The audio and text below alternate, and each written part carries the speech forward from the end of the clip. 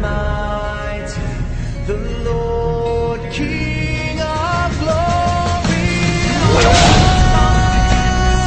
Lord, He is the Lord. The Lord, He is the Lord.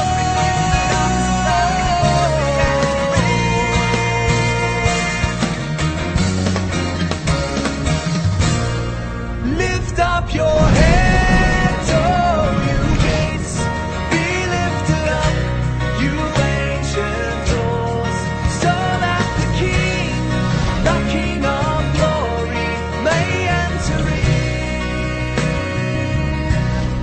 may enter in. And who is the King?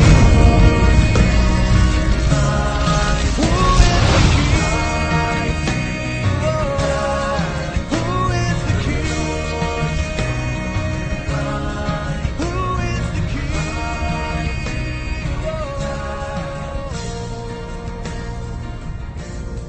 Lift up your head.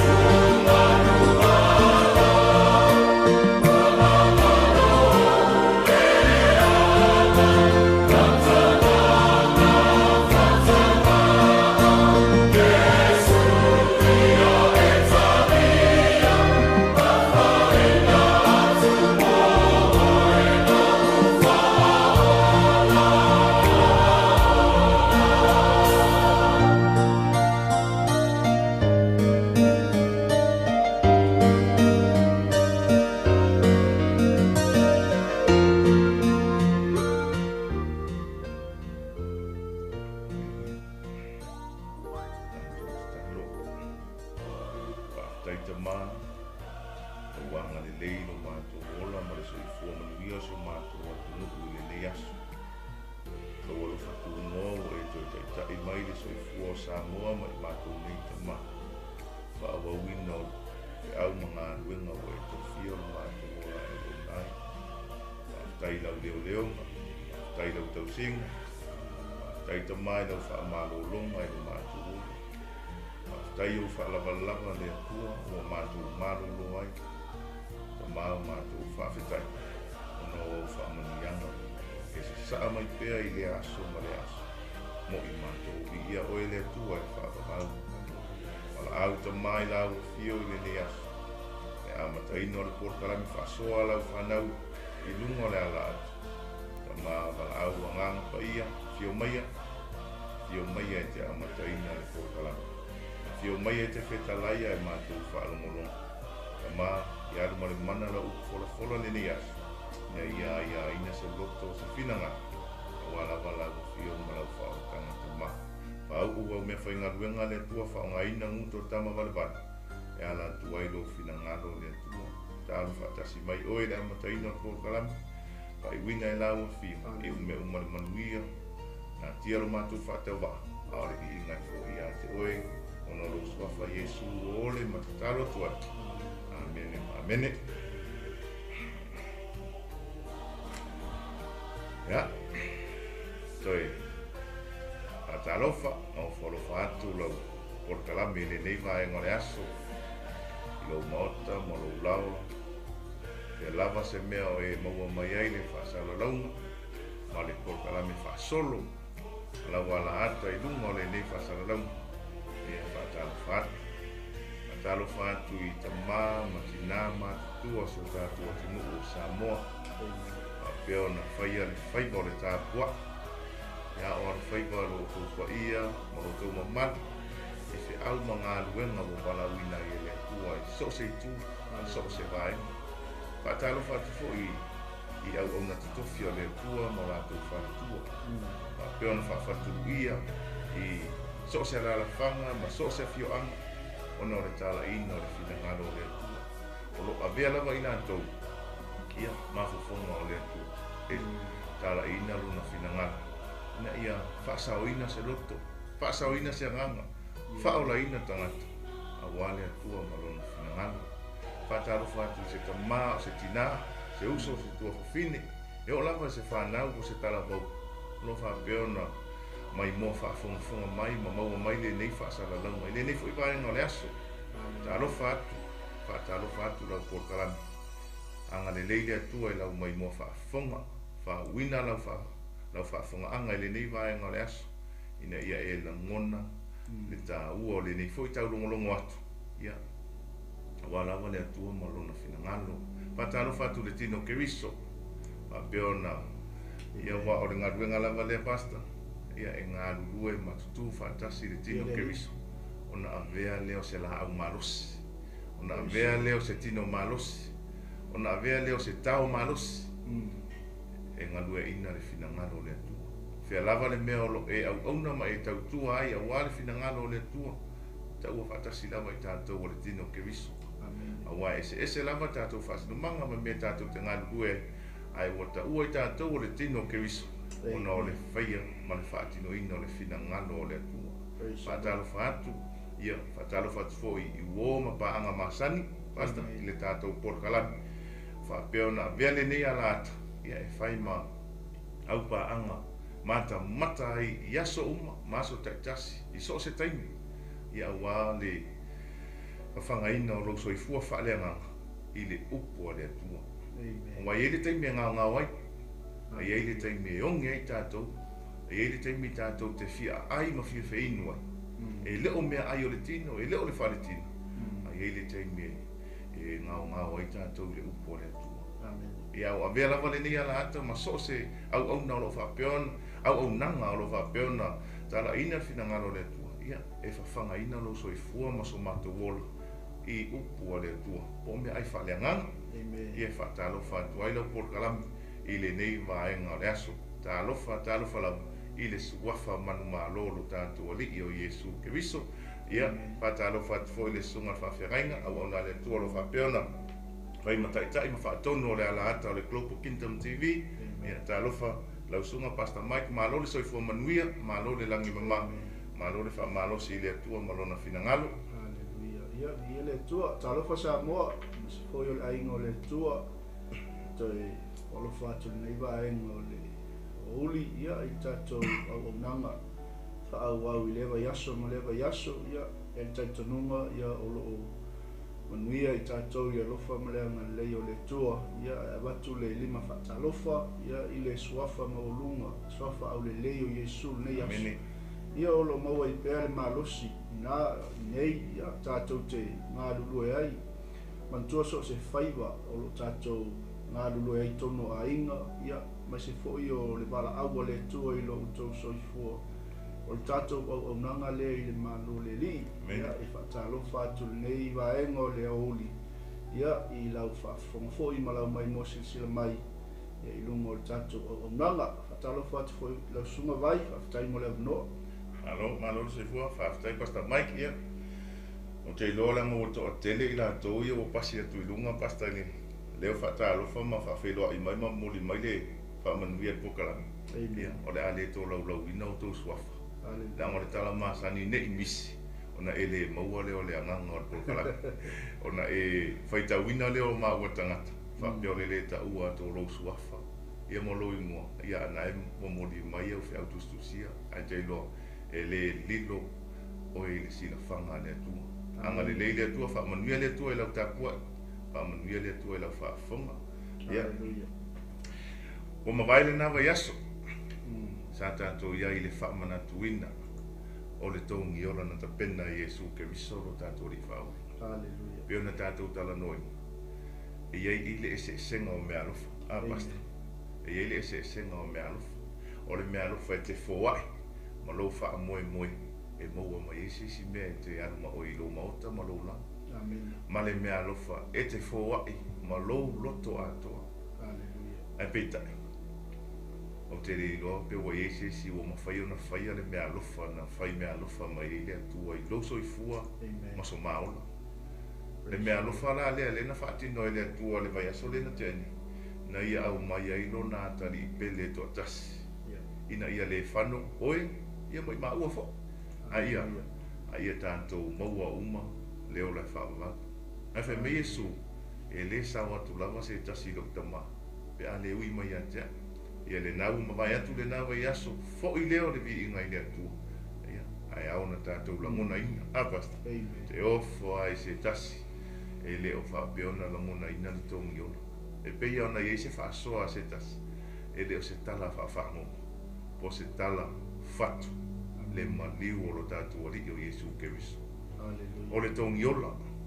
Na whaatau wina o e ma. I le toto o Iesu Keriso. Amen. I le oti o Iesu Keriso. O nolea.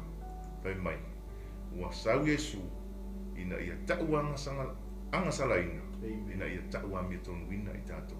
E mai le te le abasta. Te le te leo le mea na ta pena lo tātou ali whaolo Iesu Keriso. Ai le ngata i lea. Na tuku lava i tātou.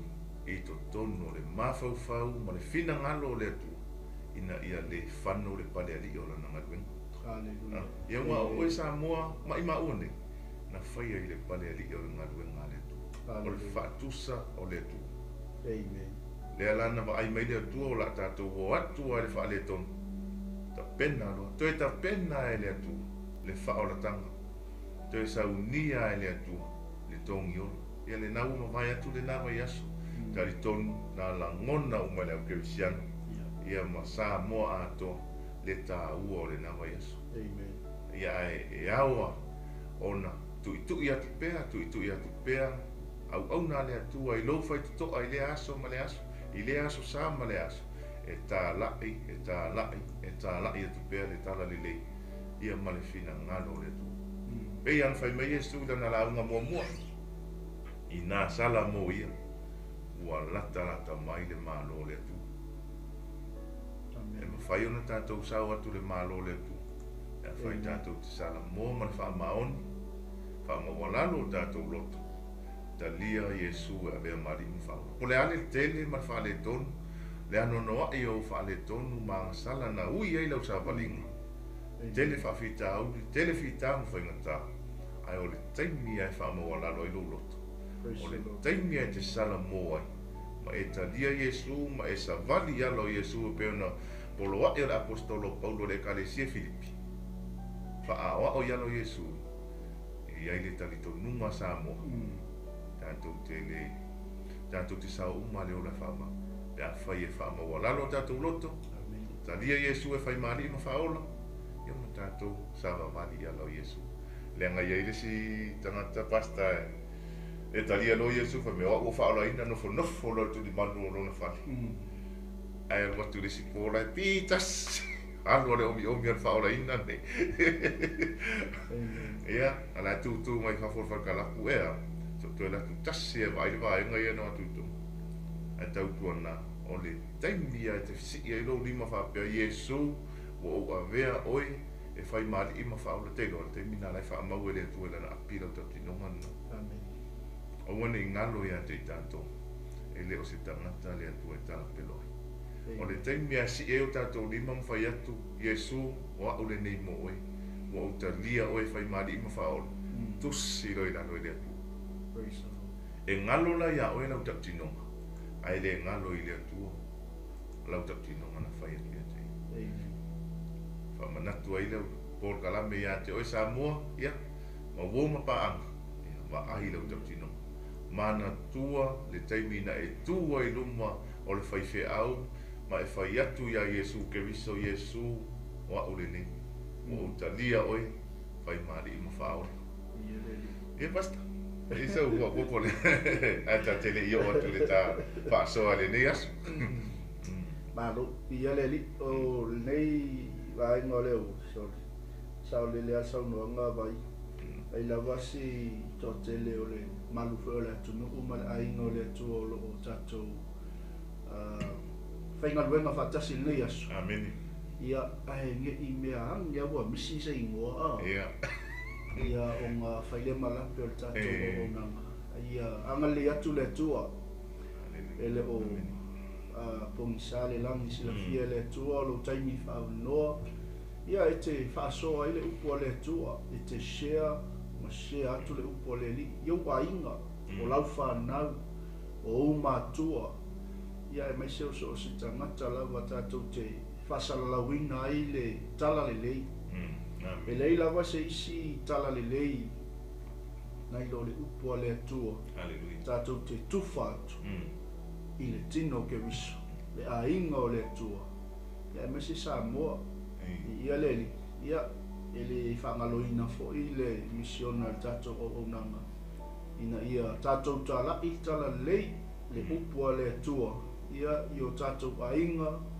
o uso I le tala le lei e kele io mea mai le upua le tua e ke whaaso o I tangata ma ia whapenao na tato once ka koke maua lo le upo leli o ia te tatou le pule tatou te pule ai o tatou ainga ia le ngata foi lea ia tatou te whaafoe ai lo tatou wala awina e mo le toile nganga whaafutai tele foi au na le tua mo tau whatua o lo tatou ngā lulue foi lungo o tatou au nanga ia mai se foi o so o se au nanga o lo whapenao na ngā lulue le fina ngalo pa I o le tua o lo tau alanga pea le upo le ola o lo tau alanga pea le vai o le ola ina ia whaola ina se angama ia whaamalo sia se tangata I lana sa walinga malana tamu enga ia o lo whapenao tatou tau sinyo o le malo le li ia ele o koe e foi lase alofanga tangata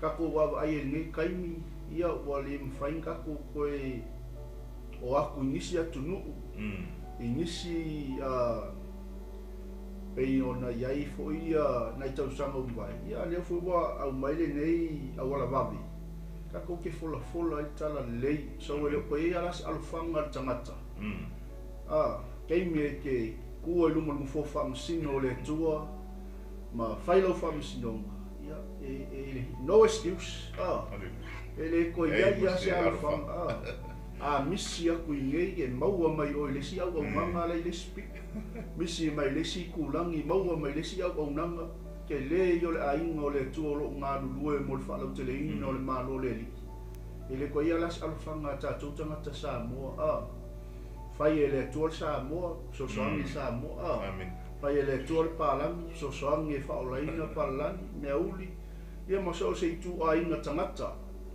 ia leli so ele ko ia la se alfanga tangata o lo mana vaina le ola le tua e tua I lumo le fo Faamasino le li ma fa pe atu le to ke le fa longo le tala le lei o ke le I fa longo ai le fa o tang le ko ia alfanga le foi le malo le fa malo malo fo ile ngalo lo fina ngalo le ia o manuia I tatou ia e misi kako ke maua ia le malosi aua le tatou auaunaga ia whaafatai vai alo whaafatai pasta sa o lele asa noanga le ona le tua ai masea si o tatou atunu sila foi Samoa mai lava le sipito Samoa e tau le sipito Samoa tofu mal farsa tofu mal foi feau aso santa I tasi aso le vai aso te whaalongo pe tāle longo ai watu ai tonu ele watu tonu farsa pe mai o mai le la fai tatu talo mai tonu farsa ele watu tonu farsa pe mai fe feau ia fora mai no kako fala ina lo mai kako mea haleluya o le te mea e ufale ele whana ua le tu ko so se e ka le si e tonu se tatu tonu o Samoa I to tonu malu le tu la uma le upo le tu la uma le upo le tu peon sa unole a una le o le taimi fo ina ta pena i tātou. Mai tātou te tai to tasi ma tu i luma o le whamasinonga le atu. Amen. E le ai la se alofanga pe o le mele whai nei te longa luenga. Sick leave. Sick leave ata ita wa mole ranga le ai ese mele alua. Alolo ngā whai ma se fono. Le nganta. O te rei wha alongo ia le nang tau. Amen. E le ita ua mai a le nā tangata se mea ia tia. Anu watu le si aso o te nia mai matai o le nu. Nā mena e le sa ure fono le nu. Taua le lo. Nga walu loko. Nga walu i me whai. E le ika ua mai e ses. Amen. A o le wha o le tanga. Ua so o sa mo. Le whai mai e le atu. Ma nino le whetalainga le atu. Toi titi. Toi titi au wha tau nuina. Me o folfolai. Amen. A le mea le wha tali e so o lo le lalolangi. Sa moa. Amu ia i tātou. Amen. Amu ia i tātou. E le eise vai panoa sa moa e le i o e whaatanga. E le eise vai panoa si o tātou o tunu e le i o e le tala le lei. O so o sa moa. Yeah. Ai so o lo le lalolangi i le whaatanga. E mai no mle tua o le au whaatau nuina lo la mea na. E whai mai e le whaatua i atu le tua e whaatau nuu mea o i folofolaina e pei o le manatu o isi. Ai ona o le alofa o le tua ina ia tātou maua uma le salamu. Amen. Ina ia tātou maua uma le whaaltanga. Ina ia whasauwha ngā uma i tātou le ona e whaama. Sa moa o le whaama natu fo ina lau porkala. Mau ona uma le atua o lo la unga ina le whaaltanga. I tono o manu tā puai. I le ngata i tono manu tā puai. Ia o tono mafutanga te itasi. So se mafutanga e te uri whale ia i e tala noa le upo le atua. E lau alunga a le whaaltanga. E lau alunga a whaaltanga. Ia mai a sa uta mai muni mau basta. Amen. E se mawhine, po se toa whine fo ina mawhasoa. O la ule ta ua le ingoa. O la ule ta ua fo i au na le atua. O la ule ta ua fo le ka le sia. Ne i whaoa le vi inga le atua. Amen. E mele ta la toa whine. I le taimi mua na uru whale tono le whalsa. Me e pi e maa lia ia te ia. E maa lia le whai vi inga. E maa lia le pati pati. E maa lia le siva. E pi e maa lia ia te ia. Ai na ua alu so oia. Na ia la ngona ai le vi inga o le atu. Amen. Na ia la ngona ai le tā ua. E ai la le aso. Na wala au ai le whaise au le ka le sia basta. Na wala au e. Sau e whai le tatalo. Ia o te le rola po le ale tatalo. A me mele muli maua se uto fine. E le ima whai ona ia tau tala. E le i le leile whaatino ina o lana tatalo. Whai tu pesa whai mei. Na o le malingi o na loimata. Amen. E wha penale la ngona e o ia te o Samoa. E wha penale la ngona e o ia te tātou. Le taimi e palase le wha uunga le nganga o le atua. Tātou tau le lopo le altala tātou te whai. Ai se al malingi o loimata. Nā ngai tangi lo loto. Tangi mato. Ona o le wha uunga le atua. Tātou la ngona le wha ora tanga le tui atu. E peia ana sa o Yesu. Tui lo whai titoa. A e le te tala. I le ai fwila se vemo. Amen. A lo mana o Yesu e te tala mai lo whai titoa. Ulu whare. Ia. O le se whamanatu le nā prokala. A o le nei aso. Ia nau i lunga o le tātou screen e au tu. O le maa TUULAFOAINA. E AVEA ma maa tāu. Amen. O le maa TUULAFOAINA e AVEA ma maa tāu. Ia. Basta la tata no el ta au tu le nei aso. Amen. Na le tusi whai tau. Ia. A wha peo iai o au tawha le tusi na. Na e watu le Faamasino e ono. Whai upas full tasis full lua. Ai a maua so a wanoa. Whai tau a tō a le mtau. A basta. E te maua le ato atoanga. I lo tango e whai tau. Le mtau a tō a Faamasino. O tato au tūna. Amen. O le maa TUULAFOAINA. E AVEA ma maa tau. Praise the Lord. Ia, o te rei loa le anga ua whai a ma angana fo i lea whaupunga po le whamtalanga. E le ano roa lesi mea, pe wha le ano fo i le ainga i se tangata, le mai, o le pole, kei loa whai mea le maa TUULAFOAINA, AVEA ma maa tuli manu o pito runga. A basta. Ia, ai lo na tau. Le whamanatu atu, whaaso atu la por kalame, ia te oe Samoa le atunu pele, I le nei aso. E iai le tāua o le maana. Te li lopo le ale maana ia te oi. O le ase maana e uu e lo ni a basta. Po e ua se ili. Po e ua se maa vai. Po e ua se maa talatala. Ia, tau na whaata tua whapea basta. Ai vai nei le ili o le sama, se tulo. E whaale anu i tangata e toa tele. Ai ina ua e lau mai. Ma pae e se mea pe fola se no fua. Ona e no fole mai vai. O ka se mana i o le lale li. E pae. Langa pae li ili le matawhanga. A whea mai le atua. Aia, tātou te le ango i langa, e ili talatala. E ili maai, e la vea ilo a au se tulo. Aia, tango e fola whale le ilo maota ma lo lao. Pe teu ai foi au tawha o tunga mau se tulo. O ka se mana i le vai. Aia, ale maala mole le vai. Tātou te le ano e. Ale au le ia pe apae mai nei au tawha o paa a inga vana. Le ngata foi lea se tulo sa moa ma le upo e toa tuto e wha foi mai. A pusa le umu tamale, toa asa. E le umi foi ona tau ai tau mafa, ai vela, ai se ale asa. A o maa e tātou te le anu ai. Tātou wawa ai maa talatala. Wha le anu ai tangata leanga e wheme maa ai. Ai a ati ai le pā, ol matua maloa, mausa li le pā. Le wheme a ati lua le pā. Atu e so a maa. Ia. Kong ngai lo masoso a maa vanga le kong. Ke vai a kul maa kalanga i kai. Uma kua maa ngai ai la wai. E tau wha pēnā la se ata. O le tātou autu. O le maa e tele anu iai. O le maa e tele tai e kuse ke la kua tu lou. La vea lo vai le maa e vai aku. Alla se a whaina o lo au. E ika le maa nga. Ai keilo. E iei le kai mi ke kango i koe mai le maa nga sori. Mai le maa le wha malo i le pou le nga eki.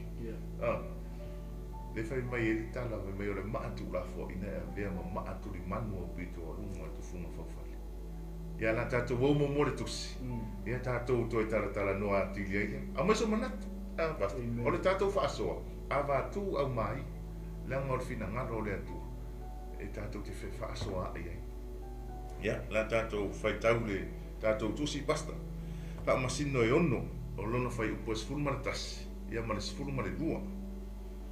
Ia, o na alu atu ai lea o le angelu a Iova, ua nofo i lalo o le tapeneto, sai o whira, na iai o sua le sa api e se ru, o kiti ona lona atali. Ua ia sasa saito i le mea e soli ai vini, ina ia lilo ai i amitiana. Ua whaari mai a te ia le angelu a Iova, ua whaapea mai i a te ia. Oe nā le toa malosi. O ia te oe Ioma. Amen.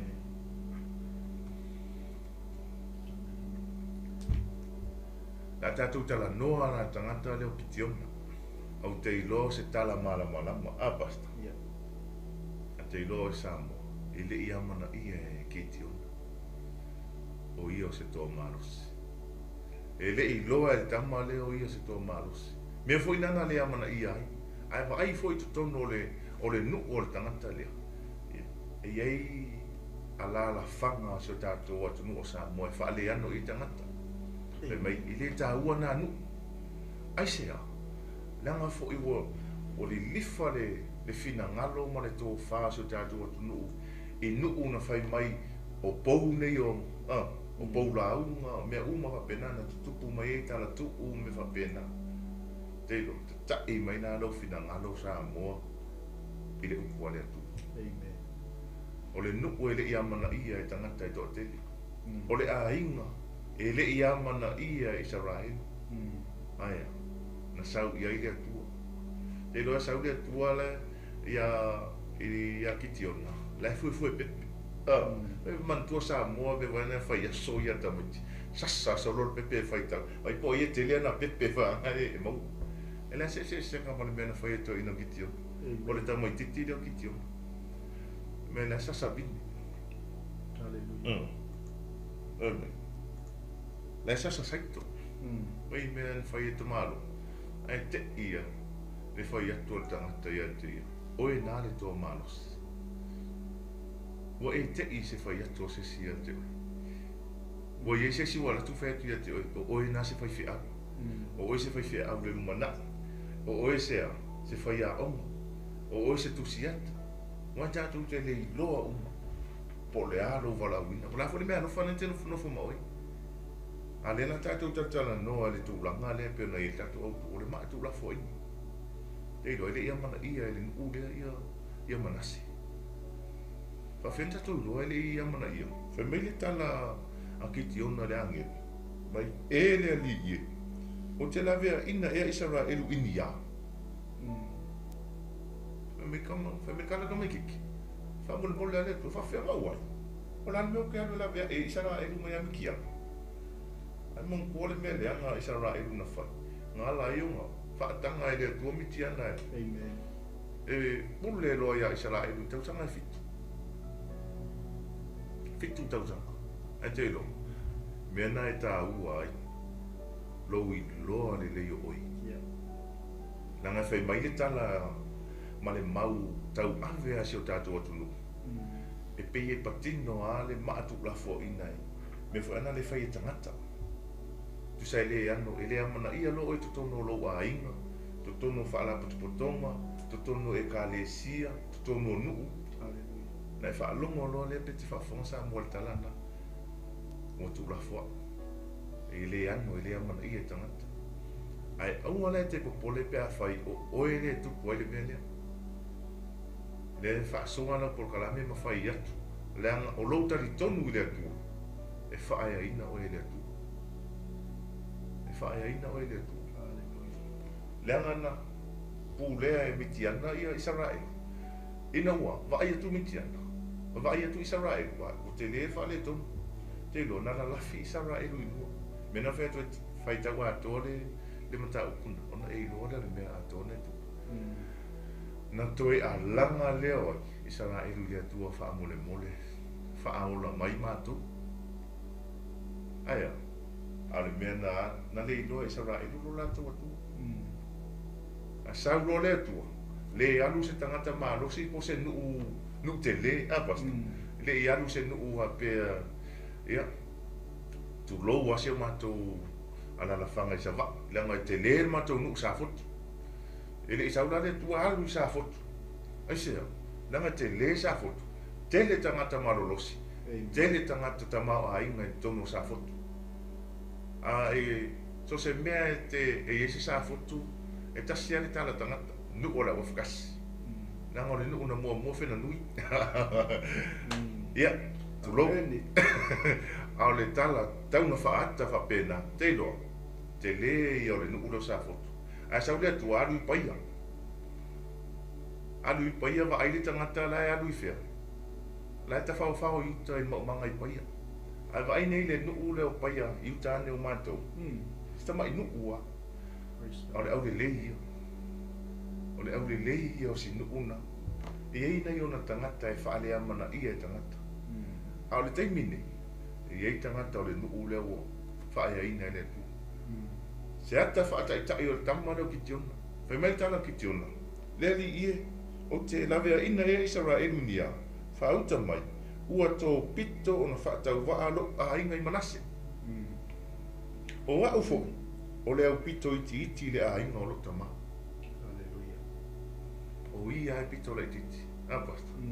E te lea, na lea mana ia se ui. Aisea, langa fu e whai e tala tangata.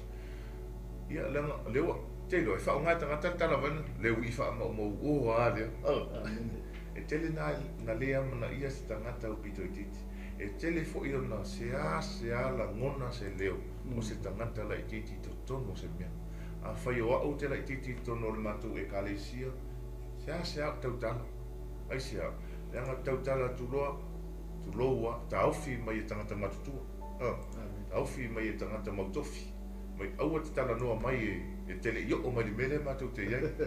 Aua te tala noa mai e le whaasa o ena e tautala. E o fo i te tono lo ai. E tā ofi e tangata matutua, o uso matutua, tua whaafine matutua, o matai o aina. Se tangata pito i sili o na lai titi ma whaatau wa ai se ba ai. Whapena fo i tono nu. E tele o me tātou te langona, le tā ua le autūrea.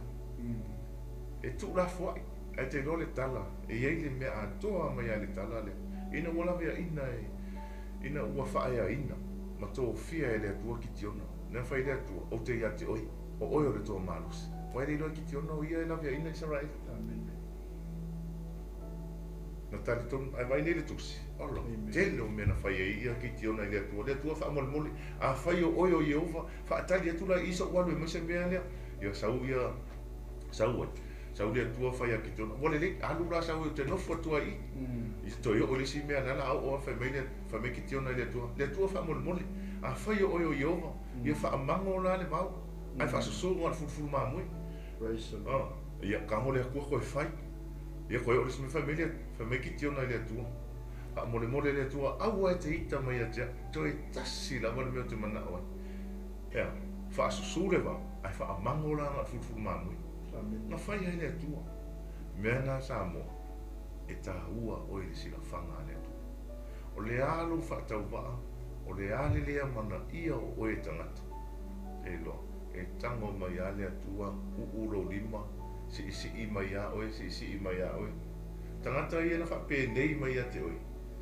e uma leo whape o atu lo whape pea lau take off atu le wa alele wane lau atu tuli atu lea le maua lunga leo o tuku ai oe le atua ai ia e mata ala fo i le si i tanga le la si i ai oe le atua langa iai le taimi nei te ua si i ai oe le atua sau mautau au pasi mautalinga ngalo loa le na si ia oe ia ai tau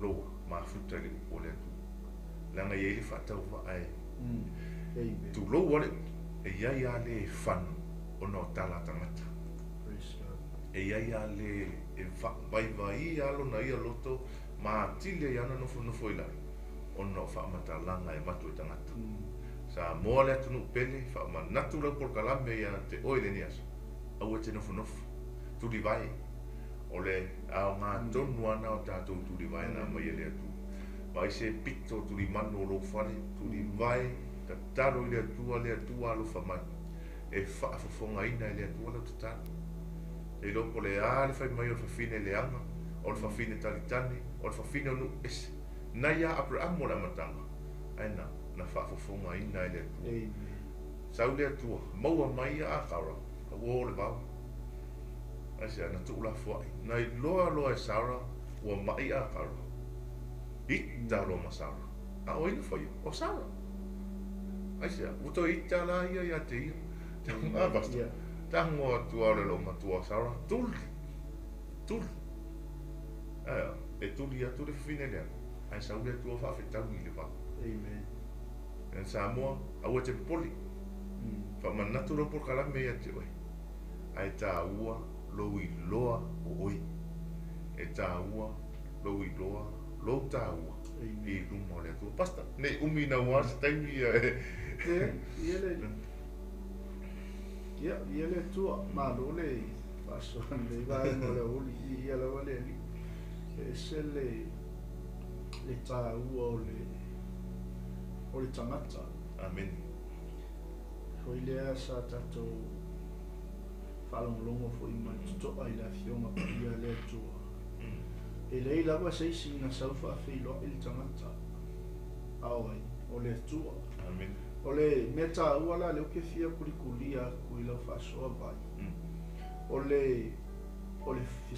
o le fisanga inga o le atua inga ua sau le atua e whaksana i matangata o ki tiona o le mea ngā leo ke kau poe atu i lau whaasoa le tā ua o le taimi lea makua i le eise whaamoe no hope ua makua i pepe a ia kau au o ki tiona ma le nuku o le li ai sau a le atua sau i le tangata o ki tiona o le e whasanga i ei la o le atua ma ki tiona e whapenga uma la mata atua amen e le kai sau le atua whaapia ke oi ia malolo ia ke wa ai a kuawa ma kuai le mawhai ase mea ai le tala le atua mwhea ki tiona oe na le toa malusi o longa winga mai le atua e lea mai e le atua ki ka kongi upu whaavai. Amen. E lea mai e le atua ki ka kongi upu e whamaka ua i tātou sau ale atua whitalai ki tiona tula. Amen. Oe na le toa malusi ua i ate oe Iowa. Amen. Mantua le angelu. E se le matautia pe ole mele le kau kukulia kua. Ongo le fo i e ma isi kau kalkala la kiki ka ko autu. Ongo le kangaka ele ia mga ia ina ele e tangata. Mantua le taimi lea ele i tula i mai isara elu e fai e avea o se malo.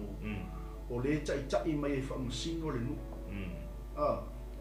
Le ala o mai i ngoa makaunga Pepe solo ia la wali ia la umitia. Pepe koe male ia skamo kiki o. Ai saule tua me le angelu ia kitiona. Oi na li toa marus. Tula ia o loko ia te o ia. Amen. Ia leli. Pe ia la o le tā ua o le tangata. A o nginga wa ai mua la lo tangata le lalo langi le tangata. E makua i te hau nei ale sikirisi anko. Ka ngaka ua o ina le upu le atua. O le tangata ua malama i le upu le li. O le tangata ua malama i le atua. Ai whaarungu lo singa kala e sau mai Te ia ne o. Te ia ne o koe fo i kua. E sao ia karika le ila. Ai whae mai tala le angi. Oi na le toa maus. Tula. O loo ia te o iowa. O le mea le o ufia koe whaupopo koe lau sunga vai. A o nginga saule tua ia te oi. E le saule tua ia ke oi mangi upu whaavai vai. Amen. E saule tua ia ke oi a mai ke oi le upu whaamarosi. Le upu e ke ola ai. Amen. O me foi la lea e ka ke e o olo ke mi e ke malama. Vai ke minga malama ka malo. Mo i Olo fai tau foi nunca upu leo, sorry. Olo kwa ke le o makao. A sila la sa mo le fasolunga mai lalo le fai upo sfuto se ia kau o le fasfu. Sorry. Man koe kai mi le nga fai mai le tua ia ki tiona le tua au mai la se fa ailunga. O kei lo ai o le ke e ke au mai matou. Amen. Ia le. Pe ole mele le kau fia kulkulia kua vai. O le ka o le keimi sau i le tua e il tangata. Amen. Ia le. Fa penga matatou. A kongua kula fai oe lo ainga. A kongua kula fai oe e le mea ngai ke fai ngā ruenga ai wa fatau waa ai tangata ia ke oi. Ai ke ilo. Keimi ia ke laka i le. A batu le tua ia ke le upu. E ke manusia. E au mai e le anganga pa ia le upu e whapengaunga nga koe whaaola ai tātou e koe riwai vai tātou. Amen. Amen. E le kai saule atua ia ki ka komangi upu ka kau ke wakewa ai. E le saule atua ia te tātou mangi upu ka ke whaawaiwai ai le stikangaka. Amen. Amen. Once e ke iloa lo tāua o lo whaamoe Malau tau uma e ke le koe whaawaiwai. Lau sawai. I ele kai pei o le mai fai foi on fatusa Yesu i ka au kua. E vai e le ke minga sau Yesu. Ele i mamalu i lona nu. Nga makua i pei a Yesu o se ele o se tup. Ele i whapengau nga makua i maua lunga i lewa ai o le nu o Yesu i le i whaola. Ai ngai loa, ngai loa au i o le tupu, ngai loa au i o le atali i o le atu aisea. Nanga lei loa, malama le Yesu ia te ia. Malama le Yesu i le tangata na awina mai o ia. Penga umakako. Amen. A kongo ua, wa makaunga e langona ina le langona le tangata o TUULAFOAIINA. O le tangata ua whai upu o tangata. O le tangata ua TUULAFOAIINA e lona ainga o lona nuu. Ia po whea lawa se mea sa e iai au a maka o ngā whai upu o tu tangata ia ke oi, ke iloa. E ile kaimi, e ile aso, pea o le keimi ke whai kaua i le upu o le atua. E tala noa atu le atua ia te oi lana upu. E tala noa atu le atua ia te oi le tatalo. E tala noa atu le atua ia te oi le anga pongi.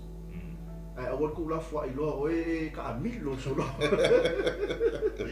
E maulu aku i, e le kalangua aku le atua ia ke oi pe whai wai so. E tala noa atu le atua ia te oi pe whai tau lana upu. Tala noa atu le atua ia te oi pe ma futa i le lingi tatalo. Pe anga pongi, whaapa ngoa lo kaimi. E ke ma futa i le keilo e au mai e le atua ia te oi le whaalinga.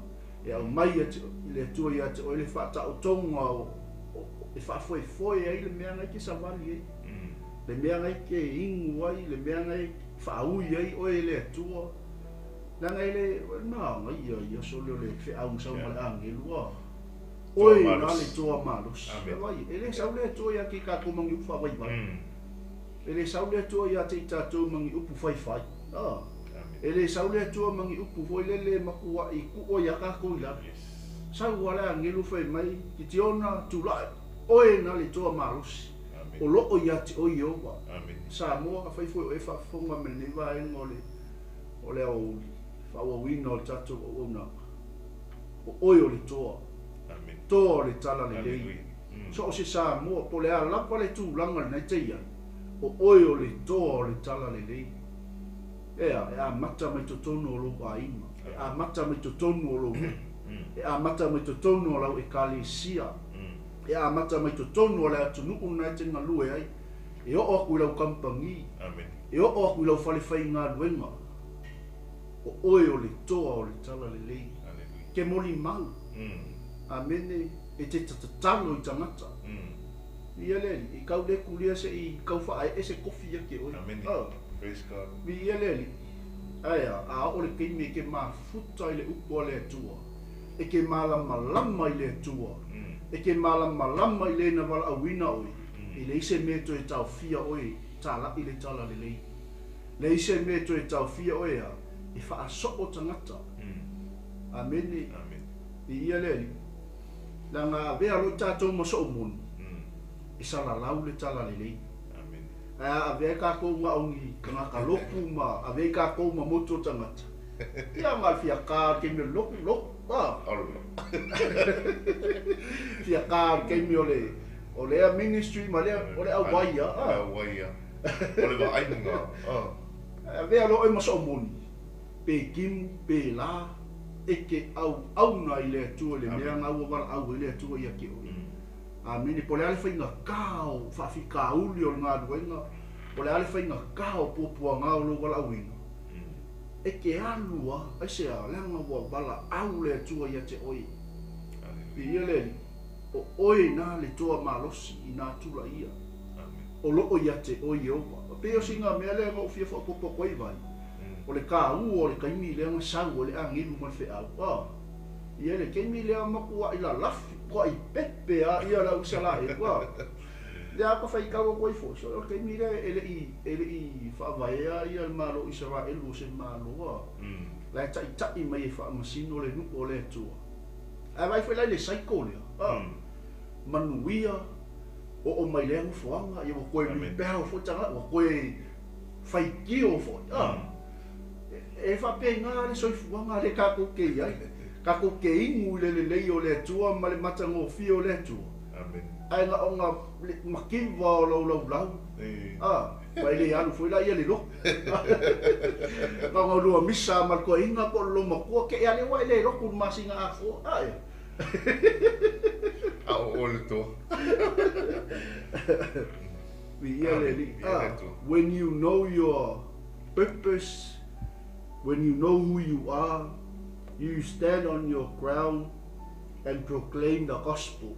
It doesn't matter what circumstances of life and what condition you are. God will lead you in every step of your calling. Amen.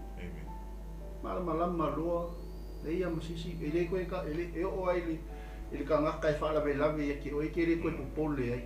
Amen. O isi foi kai miso. pe avea me kukupu I kongo kaku ainga ma mea ele whaawawina ai le wala au le tu le tangata. Whaawai ai le loto.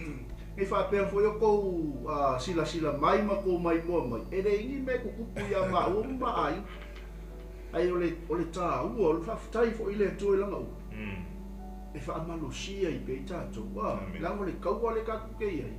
E me vesi aso ua. Ai kei lo, e se le manguia wa mai e le tu le tangata e mafuta I lana ua. E mafuta I le li ta talo ma le anapong.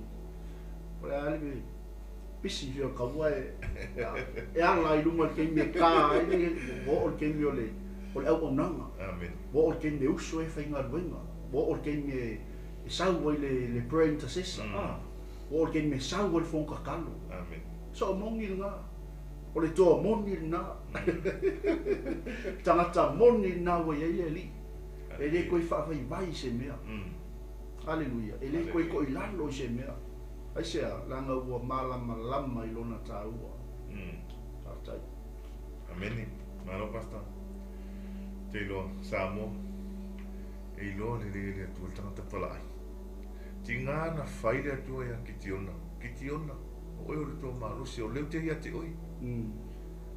Aona ni whesili na whai kitiona I le atua. Ai o ale tengi. Na fili ele au tau. Whamene atua. Tō tele na o tau. Ia, awele si au tau, awele si vai mana. Su ele vai. E so ane, mau wai lo to se la. Kelo.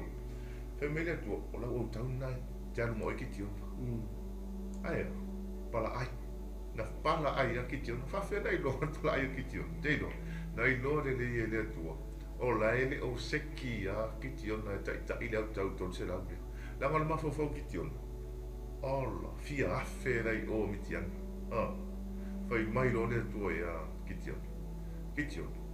A ole po. Na ia ule ave lo o mana o fora le ngore ngaka. O la ke lo fa no long. E ila de la fa ku ya o iri fa mongia. O oi le o ya oi. O oi fa ko ila lo inga mikiam. O lo lo ia ko ngala wati. Le men ko la wati ia mitian kelo. E wa ko ia kitio na Samoa. Ai fai whakamkalanga miki re wari ingo. Ma singa ua ai I le pō koi. Ma wari kahari ke kasi o ka vale mai a pā risi whale saralau. Ai fai merika la risi eri inga mitian. Se la uia ki tiona. Nga ka uro e le eri inga re ngō ki tiona la uia I le atua. Le anmen tupu le loto. Wha malo sia lo le loto malo ki tiona. Ia va pēr nei tau Samoa. Ta poi fituna I men. Pai tu la utala na to lo le ma lo se o kitiona. Pingi la kitiona fia se fu wafio la utau mitiana. A le autu. Ele ia mana ia kitiona. Ele ia mana ia. E lona nu. E tangata lona nu. Ia malisi mea. E o to tono la ingo kitiona. Pa merita la kitiona. Pa mo le ane ri ia. Wa le wiki. Wa le wiki o mato fanau. Le ara fai atu le si vai ma le pasta. O te ilo. E pe ta tau ma tuli mata ile sila se tato atu nu ma le mele tu puto no se tato atu. Itala fai. A fua le TUULAFOAINA oi I to tono lo wai. I to tono e kalesia fa la puto ma tono nu.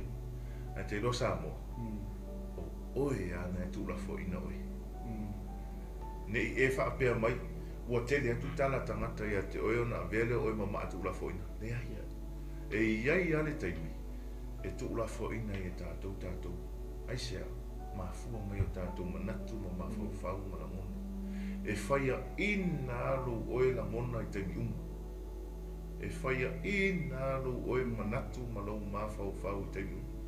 E te whaapea I fo lava ia te oi, a mea aku o te le mawhaia, a mea aku o te a. Samoa, o le sauna le li o le lala. Sau te apolo e tuku le mawhawhau vai ia te oi, ina ia e le la ngona le TAUA o oi I lunga o le atu. Amen. Teilo, na le la ngona lo e kaino lo na TAUA, ika lo I lea. e kaulanga ngā mua a pelu. Ai anga la ngona e kaino o ia o le uso a pelu, o ia fo'i o le atalii o le atua. E le o le oti a pelu. Le anga na manatu whaatau waa loa ia kaino ia ngai. Pau ala le mena whai e isa tani ale, o e wha iwo mu taulanga.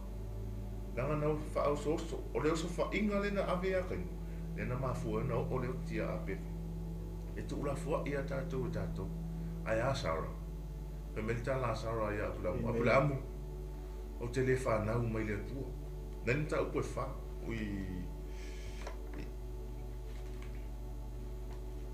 Tana na kaino ta upo e wha. Ale tala a sara na whai ia apula. Lena maafua iona.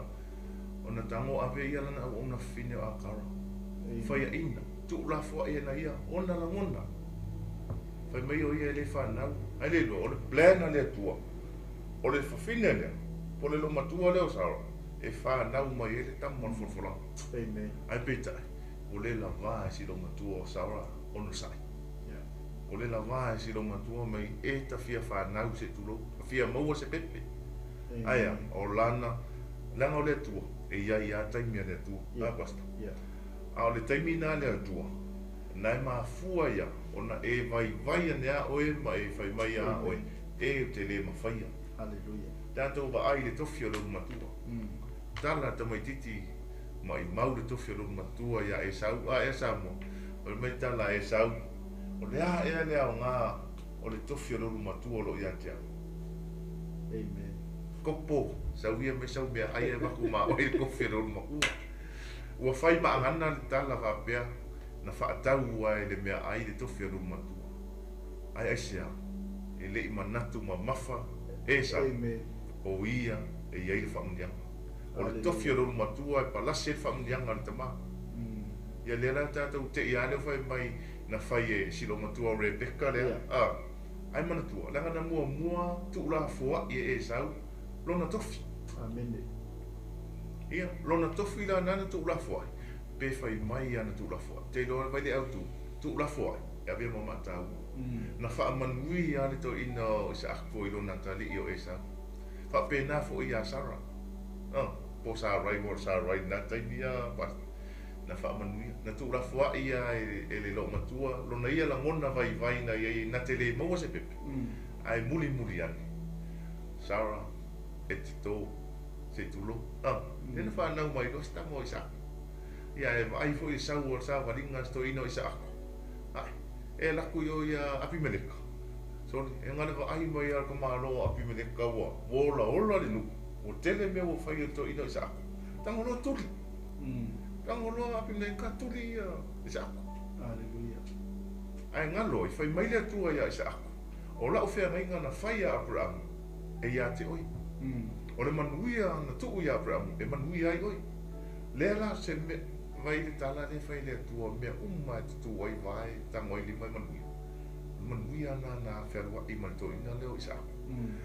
Lena lu ese loa tama lo isa ako mai i le nuko. Lena i Abimeleka. Ia. Na toi ola lo. Lakua ia ma lo isa ako eli vai. Gelo vai punga eli ka ma lo manga o. Ai nga koe i ua ia Abimeleka. Mai ko le ai o manguia lai o ia sa. E TUULAFOAINA ka koe kangaka. E TUULAFOAINA oe ma o tato manatu malangon. Au te tau ia te o sa. O lo tu le tua. Malona a ao anga le lei, malona a ao alofa. E uku mai oe. E si mai oe. Pe a whai la na, a basta. E iai ma le tala o. Pe a whai e te tariton i le tua. E whaaya ina ma whaatulina o ile. Talia Yesu. O le whamanatu ale Yesu Talia Yesu. Ona e la ngona lea. O le tāua o lau tangata i le tua. Teilo, ana TUULAFOAINA. Weifo i sitango i e whata basta. E la tu e whata e ta alo ma ona uso moni ia. O le atu di ona uso. Ia, ai ona o le ese o tina a basta. Ai ona o le ese o lea. O tina na whananau mai ai se tulo. Lea mafua i ona feita na. Lea na mafua na tupu le ita o le wali ia sta mo i e whata. Soli. Se anu e o. Anu e se mea. A o lesi mea pito sili na leanga. O le tala na whai e uso. E le eiso tofi whaatasi mai mātou le aingo na mātou tama. Whaafetai le atua. Ona o lea. O le loto. Ma le mawhauwhau i e whata. Na le o ai se situlanga. Ana o se sa moa i e whata. Mo whai le mena whai e yuta. Ana sa moa i e whata. E le ai ase si mea tasi ale tala ta me titi sa moa e le imana malama tuspa. I to inga tala whapene. Talo whai te wo ma. Basta. Nanga yo o lole mai le tamatiti. Yo o lole mai le na ngona o le tamatiti. Oso mai masatani. Ue whai tala lai whai mai ate oi. Ue mai tala whai lai whai mai ate oi. Me le so tofi. Mo tinoa le so tofi. Te fiu te whērua i tangia oi. O le ngona nasa mo. E sau le te apolo tu le mawhauwhau le tangata. A o le anu na whai. A le leila whaalongo. A le leile tangata e te pipi ia. Mea fo i le TAUA. Le sa o le tangata e pipi ia. A e pipi se tangata e batu se upu. E whai ia i le tangata leite. Nona ilo le se tangata na te pipi ia. A e pipi se tangata e whautua ia te o i le ola. I le upu o le atua ma le fina ngalo o Jesu Keriso. O le tangata tonu na. Langa iei tangata ese. Au pipi ia tu i se ai whai mai te iloa. Si le roa o se mana ai. Lo se me mga ka e lea sa me mo wai. Na e la ngona le e ese le leo na e mo moli atu ia te oi. Au le leo le alofa. O lo saki. Faamalus. Ia e maua le loto faamangalo. E alantu lo le upu loto faamangalo se fifonga se tangata e fautua ia te oi ma le loto mawalano se tulo. Ona e la ngona le. O le tangata tonu na. A o lo loto te mina. O le whaingata na e talia le whautuanga le. Langa le whautuanga tonua lea e te maua le manu malo. O le whautuanga lea si iti ai o i lunga i le atu. Na i tangia lo le tama lea, anu eselo, anu loa eva maisia na u. Aia, na pua ngā tia lo ki ka. Toi fo i lo uso ea, tatu o ia maisio tātou uso. Na o ie whata le tangata ea, e tau mo tātou mana mea i tātou. Ia nau malama sa mo ta. A o le ata o le maa e TUULAFOAINA ma lea mana ia e tangata. E ei le taime lea mana ia i tātou. E ei le taime TUULAFOAINA i tātou. A le tala a le atali i o kitiona. Ina ua uma na whai e kitiona le whaaratanga mo le nuu leo Israel. Ona o le atua na ia kitiona. Na iei le whanau e to o tele a kitiona. A iei ma le tangata ese e tōtasi. Na whai e le tangata e tōtasi le mea leanga. I le whanau e tōtele lea. Ai whaasao ma iei le tangata. Le atali e tōtasi. A o le ui fo. O le ui e kitiona. Na whaasao mai na whasioti la vai le atali. Lesi atali o kitiona. O na uso e toa ono sfuipo. Mai fitu se fulu whanau kitiona. Ia malana palake e tasi. Na mo weta mai tōtasi. Ai pingi ai tōtasi leo. Le ono sfuiva ai sao mai tōtasi. Wala au loa te mai titi lea i le nu. Na TUULAFOAINA le olo alo tama. Ina ia la vea i uto. Pena tātou e le te me TUULAFOAINA tātou olo. Ina ia la vea i se tangata. O le TUULAFOAINA le leira le na. Ona le, o le ofo tātou olo. E au na mo ai. Mo le tua. Ave lo tātou olo. E au na mo le tua mo lona finagalo. Vai a Paulo, le apostolo Paulo. Na alu ese a Paulo ma le leanga sau ave lo na ola. Tu a toa le ola Paulo. E fai ele finagalo le tua. O amena tupu ia Paulo. Fale pui a basta. Itangia, mativa, fia ai. La ina timu ia. Tele o mena tupu le apostolo. Aia, na whaia ina ele atu. Nai ua Paulo le oti. Na TUULAFOAINA le ola Paulo langa nai loa le Paulo. Le atua la ia tei. O le atua malus. Ia Malesia mea ta ua nai le mawhauwhau. Ma le ngaluenga wha apostolo Paulo. O lea. O le langi e whauwhau. O le ola e whauwhau. O ina tonua le titai e tātou e upo le atu. Le tātou maua le ola e whauwhau.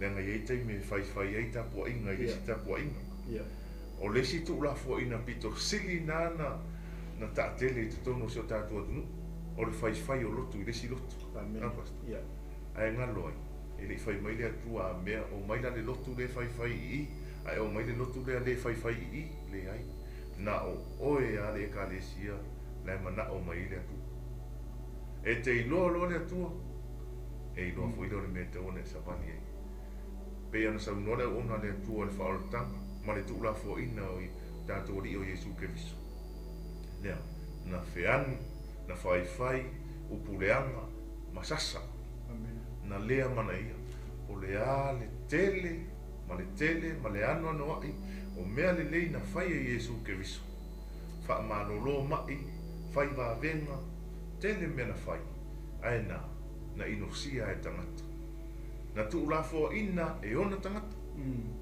mo tangata ia na alalanga o sana i le ano tāwita ia manuia lea fio mai le suafo le o tangata foi na lena tuulafoaina ma wala au e fasioti pasatauru fai upuleanga a le ana le mentuka a le fai wei avea ma maataua a le maataua na nofo le tuta matau o le tua nofo le tuta matau o le tua ma fautua i le tua mo tātou le fai mai a Iesu a fai e te maa e tau au luma tangata o te maa fo e tau oi i le tua te maa fo e tau oi loktama a fai te fia tau au i luma tangata o te fia fo e tau oi i le tua mena i Samoa o loo tu Iesu le tuta matau o lona tamaa ma nofo ma tau o tātou i ngoa i lona tamaa le a fai tātou te fai a lona finangalo ma tā lai Iesu i le tu ingo le larolanga a basta amen i ele ali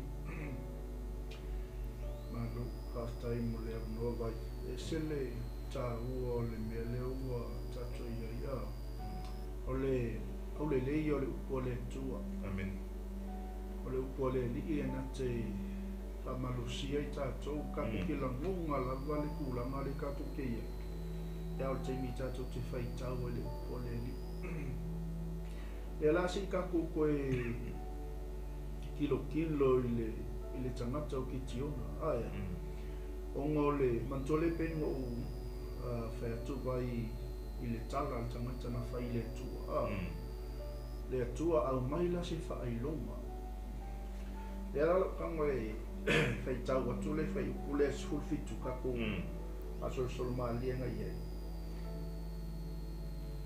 whai mai Gideon replied, "If you are truly going to help me, show me a sign to prove that it is really the Lord speaking to me.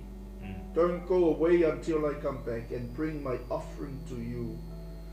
He answered, "I will stay here until you return." Mai ona fai atu, ai lea o ia te ia a fai ua e alofa mai ia te au.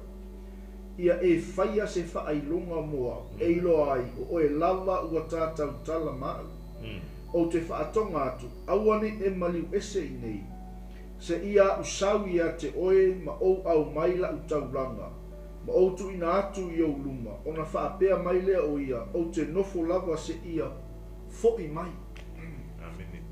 ke lor kene whai i tangata ia ke oi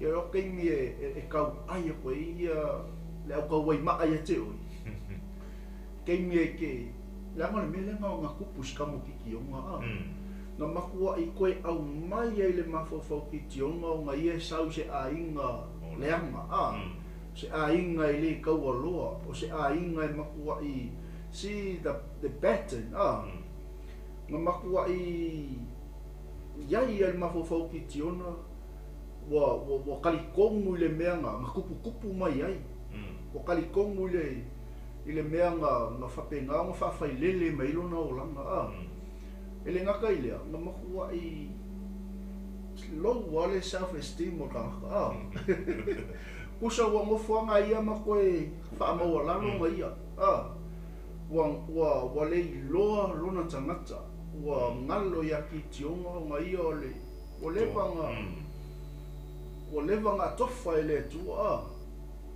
ai kusa le mele ale ke ka manga ai ka ki koe savali vali nga ye onga ele manatu o tangata ia te ia ko e alu longa mafau i longa ainga ko manga ko le longa manatu ia te ia ale ngata foi lea nga makua i ngofo ma le fefe ngofo ma le pala ai ua whapenga ua whaatanga e tangata ia kala ngako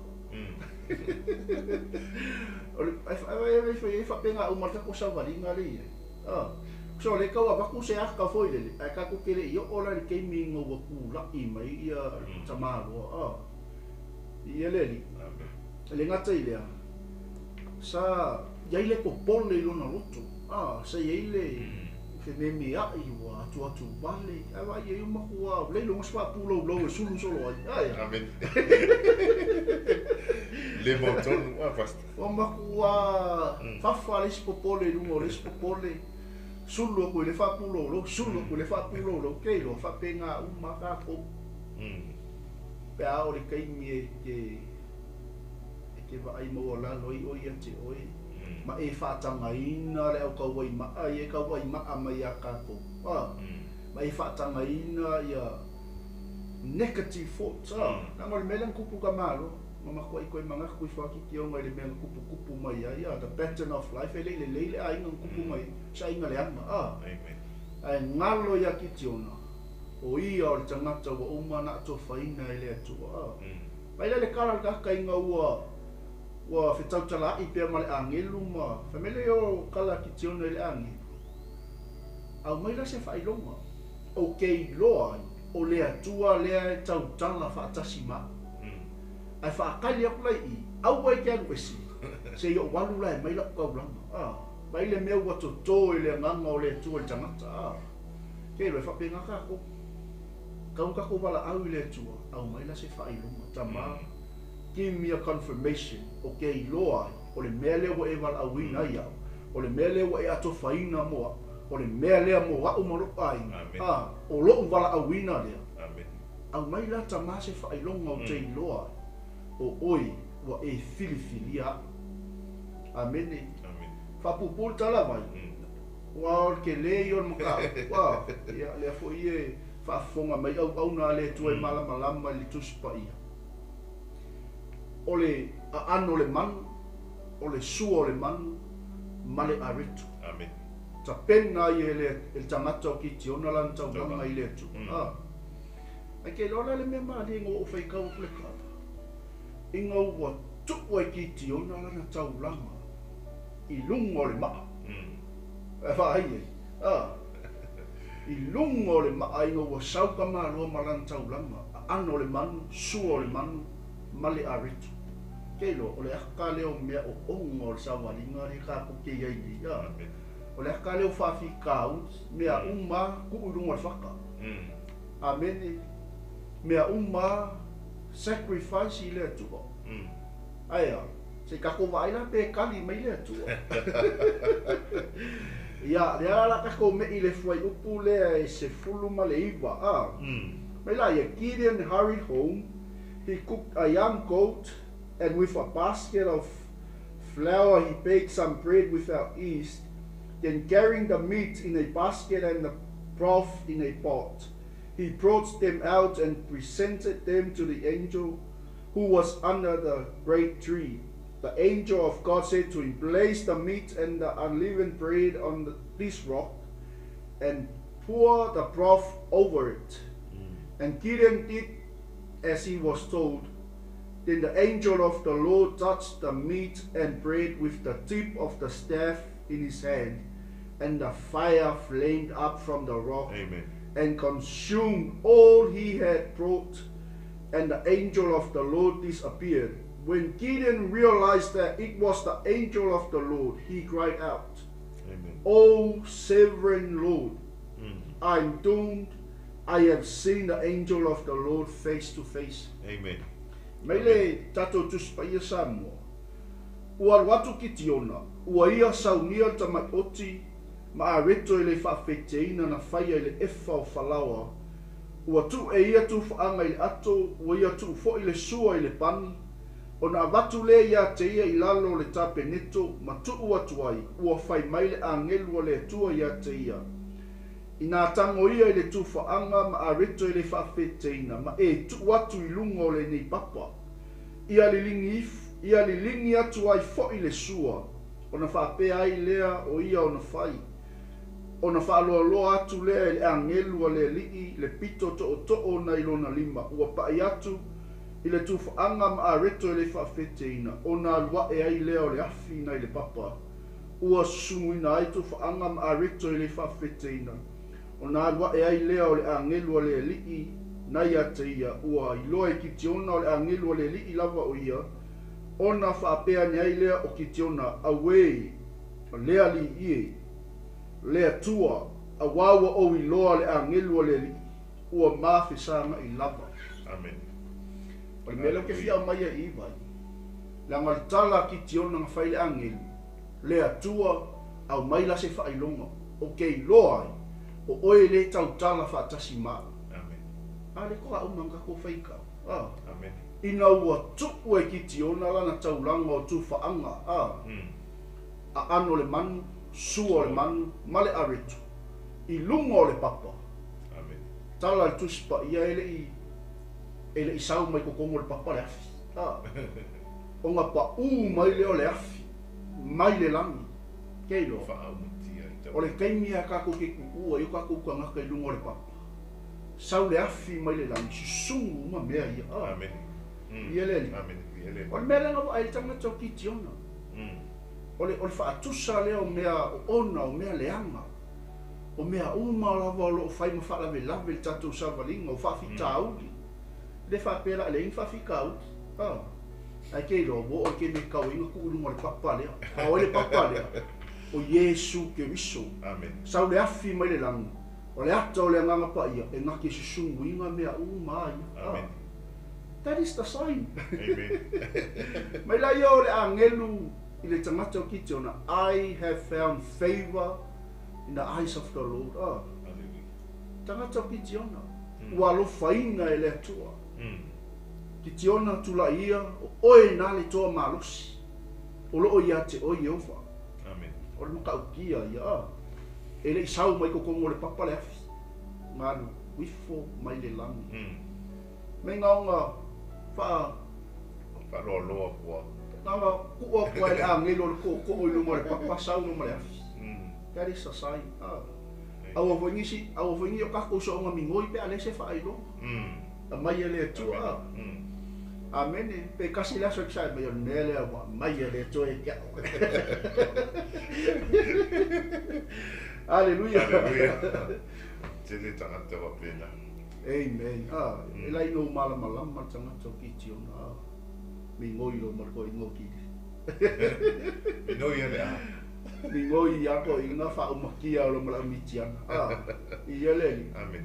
Al tangata ele lei mai lo makupuanga. O kanga kai fa penga nga le lei angelo makupu e kongo lo ai. E wala awa ko ile tua e mai oia. Uso wa manga ku fa kitiona e se ka u o mai. Kei foi kei mi kaku ke mangaku whakau wha ai a tātou. Ai kei lo wa lewanga wala au tātou e le tua. Ia leli. Al kei mi a kaku ke ma mau i male upu a leli. O ke mi foi inga e maa maa i a te tātou. Ma kaku le manatu ma mawhai le wala au a le tua i a te tātou. God has already appointed you and me. Amen. Amen. God has called you. Kei mi anga e kalia Yesu e whai mari ma whaola. E pei foi o la Jeremia o wala awina oe e li whaia o le manawa o loutina ia le ni waile e le se tamata so i fu e lungo ni funga e le i wala awina e le atua. Every man born with a purpose ka ku whanga uma mai lava e eilo ka ku wha moi moi. Amen. E eilo tātou taunu unga e le o lalangi nge ka ku kau unga. Ele o lo fale moku malau ka vale mangai ala ko mu. Amen. Ele o le mangai o le fale nga wa ngo foi le tatou tau no le ai. O yaile no fuanga ele fa kusa mention so la langi ngai le langi e fa ba o sa ni ele tu mo tatou. O le ale o le yo ngai fale ka ku ke wa ai e ma ka ko mo o yai. Ele fa kusa i ngai le. le langi e whaavavau pa le mea o lo i ailea no whaali o le atua ia le ia lo sunga bat Alfa ftai pasta. O esa unge tupu le tuana I runga se maa. A pasta. O esa unge ave lo tangata tuai I lunga o le maa. Ai avea oe ma tangata fo. praise God E whaafouina loa oe. Whaafouina loa mea. Malapa nei ati oe. Mafua ona tuai. E mafua foi ona e le langona ina. Lo taua. Ona o le te alu mai te paitu. Te alu e te tūla e o ali keiti le whai mai le tua. Sa ai te patasi ai le oa ma le tamao ainga ma le sua mali. Te loa, ese sua mali o le nila rolangi. Tā pasta. O le sua mali e o whātou sina o le rolangi le nei. E so I fua ai o e sa moa ma mātou ola ai. hallelujah Leanga so se mea te alu atu ai. E a mata mai a le sua mali e I lo ofu na ofu. I lo fale na te nofu ai, o le mea ai na te ai ai, o le ta avale na te whearua ai ai, o le whanau na ia te oi. E sua mali e uma. Ea, au e sa uni lai, e whaatua na I le sua mali e, ai ave ma le whaale tonu le ilunga o le papa le, ai se I tango mai le atua so sunu le leanga le. E ave ese no le tua na ai ai whaafouina lo tangata. A vea oe ma tangata fou. amen Sa moa o oe lama o le toa. amen Ua ia te oe le tua I so se taimi. Ia o lau sa malinga fo I o oe le toa. E tele I o taua ia la sta ia I ma oe. Ai te ilo, e te le whai ina. Ai sea, langa nau ia oe le tua. Ai mafua na ia oe le atua mo e whaatanga Yesu e pule ia te oe mo e whaatanga Yesu e whai maali ma whaola I lo soifua praise the Lord ia ma ea mafuta I le atu lana upu ia so umalama o lo soifua mo so matua hallelujah o ina avea I oe matoa o le tala lelei e o ina avea I oe matoa ma tangata tau o le atua ina ua e whaatua nai le tangata tuai. Pia na saunora o na le atua le neaso. Na tātou whana nau mai a le larolangi ne. E iai le mafua. Te ilo, ai le whaia I tātou e le atua e tutono manama tātou tina. Se tulo. O umana. Mala wina ma tōwhia. O na I loa le le atua. O le a tuu wau tutono le manama o lo tina. Ai o te lei whanau mai. Na I loa le atua. O te whaia mai le maa. Ma e fa pena lo soifuanga sa mo ona o le whainga tā o le mele iei pasta ona o le leo le tātou te whaanongoina amen ona o le leo le tātou te whaanongoina ai a tātou whaalongo le whetalai mai a le atua e ala ina na uta ona e iloa leo lo tāua tele ki tiona na tele iloa lo na tāua ki tiona na tele iloa e avea o ia matoa malus hallelujah o ki tiona na tele iloa e whaaya ina o ia e le atua. Lena whaia i ki tiona e le atua ina wāno o le angel. Ano le angel, oi ngā ki tiona o le toa manus, o ia te oi ioma. Ai whai tau nei apasta. I le tala noanga le tono tuatitia o le tele o le tala noanga le. O i o le mta upu le, o le tala noanga a ki tiona ma le atua. Ma le angel. Lena I wana whai, amai se whai longa, lena tana noa, ai pen sau noa le una le atua. Mo e vai le whai longa. Whaatari le atua sa I fo I mai ia ki tiona le mele nā lue mele tauang. Sau fo I le atua e whai atu rangi, tango roa le atu ulunga le papana. Nā le pita o le toto, o pea o le toto o mosen whaaloro le sami, nā le whaapea o le toto o mosen vai luar sami. Whai longa o iei le atua ia mosi. Whaapea toto o le angelu mū tau ranga. Ai sia. Ta ua tuai a ki tiona. Ua iai le atua ia ki tiona. amen E iai lo le atua ma oi. O oi o le tangata malus. O le te le ia o le awa onga. Le ta pena I le tala lea. Mara ta upulen tātou whai tau. Ia te iloa fo i o lo whapeona. Whafonga mai ia. Au au nā le atua. Nā tō whai a onga le tala lele. o le tāua i o le amata u apasta. Amen. O le mata u ele manatu mamafa i ele to tele. Ia tele fo ia aso sa pa o fa na u fa ile tala. Amen. A o le tāua. O le lea mana ia. Ai AVEA matangata. Pito silio na maulu. Ai mafua ana le amana ia tātou sa mua. Ona o tala. Amen. O vaivainga. O manatu. O manatu na tunga o le loto mo le mafau e mafua ai ona Faamasino loina i tātou. Mafua ai ona lea mana ia ma TUULAFOAIINA i tātou. Ona lea. Ia. Lau tala noa na tātou no le ainga apasta. I tono mātua, maftanga mātua mwhanau. Nā matu ia se whātaitainga. Tōru se whanau mani mātua apasta. E wa ai loan mātua e whaale tonu se tamaititi se tōtasi. Le ano ai loa. Ai a fisi tamaite mau ai le tupe. Tamaite mau ai le mea ai. Tamaite whaia mea mana na o ai. Po le ala le anga o mea whaia tamaite nei. E a fisia, ai sea. Nanga lai mau atu ai mea uma lai mana na o ai. Ai ali si tamaititi. Pena le alu ai whai maumanga, alu e whaangota, alu e nā le tautua. I le teitai amana ia. I le teitai amana ia lea. Le ngaluenga le whai. Aia. E amana ia lea, le ngaluenga le sa ueli tupe. Le whai mai me mana o mamalia i le loto. Amen. Ai te loa, e whae a ina e le atua, le tangata leo. O tele whai maumanga, o tele whai whatoanga, o tele le au whango mota mana whai whai. O leo o ti e whapene, ai sea, whae a ina e le atua. E whae a ina oe ma ue le atua. Pea whai e sa o le tātou o unanga man tātou samarika. O le afo i le vai maua lalo, ma le leta, ma le TUULAFOAIINA o tātou e tātou a inga ma tangata. O tātou te poli.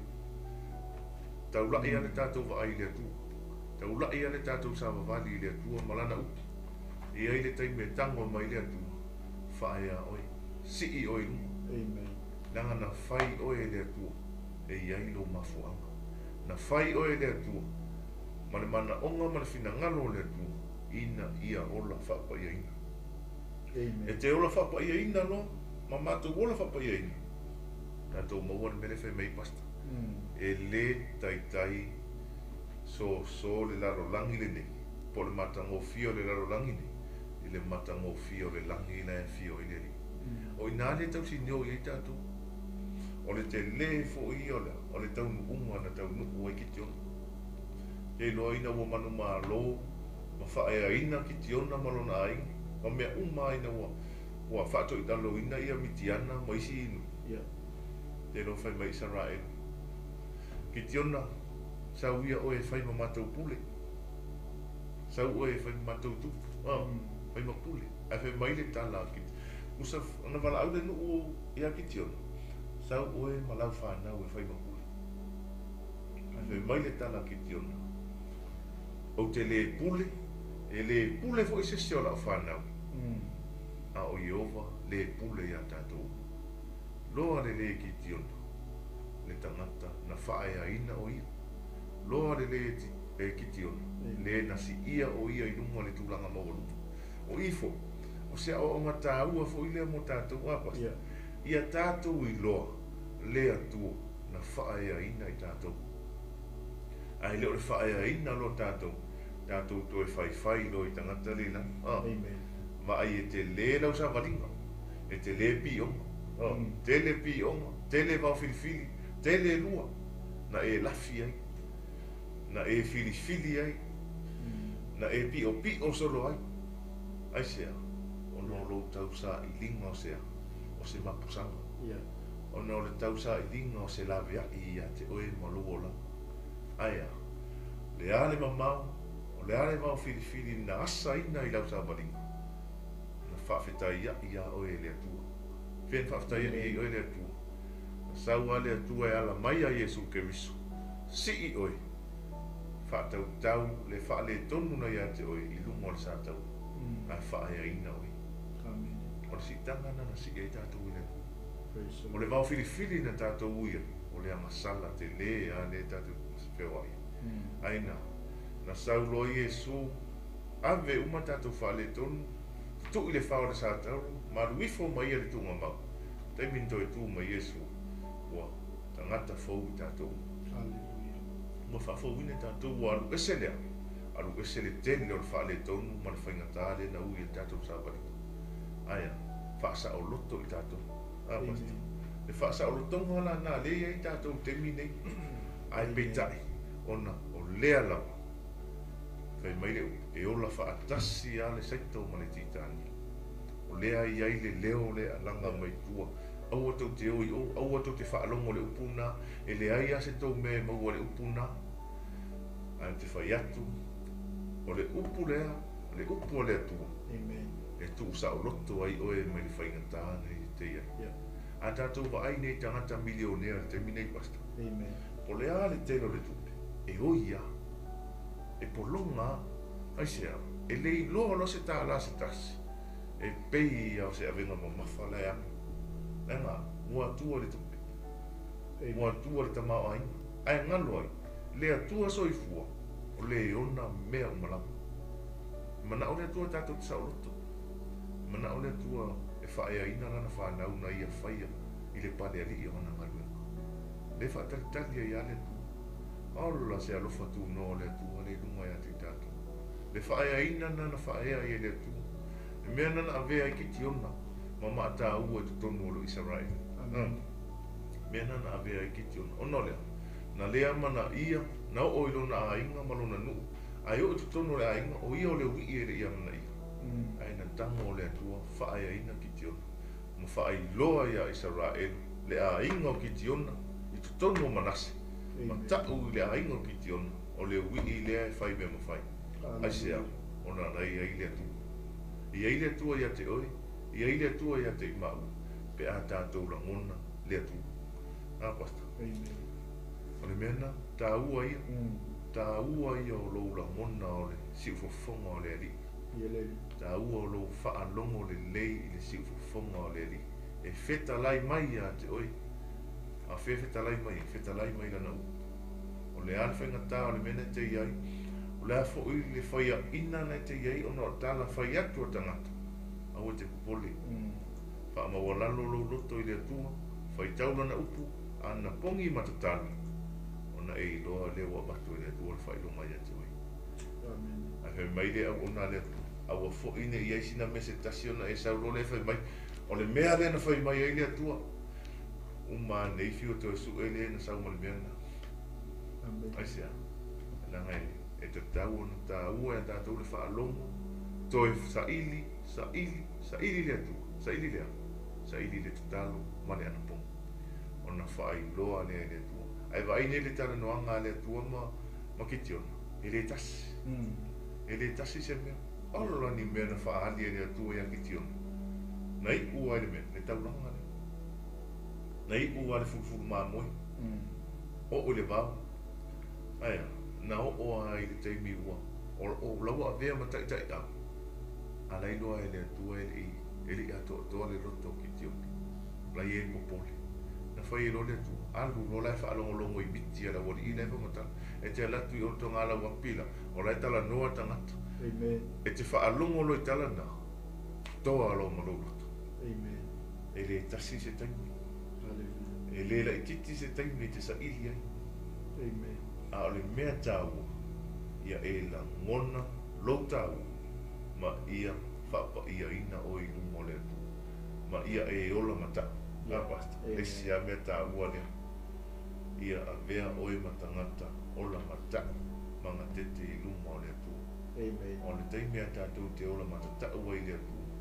Te leo mea tātou te inoa, tātou la ngona, i le wheta lai mai o le atu. A whapea e sa vea tu vai lua tātou, ia, o mai aso mai, pa ia i tuai, a pasta. A e au na tātou ola mata tau i luma o le atu, ma tātou la ngona luna wheta lai mai, e ala mai lana upu. A vea i tātou ma tangata tau o le maro o le atu. A vea i tātou ma tangata totoa e tā lai ma whaia le whina ngalo o le atu. Amen. O lango mau mai tia sa nisi o toa o le ngaruenga. Toa la na ele popole te mina para au mai tu. Oh, ele popole le uti. La ngaisia. Nai loa le e nātoa le mea e onga ia.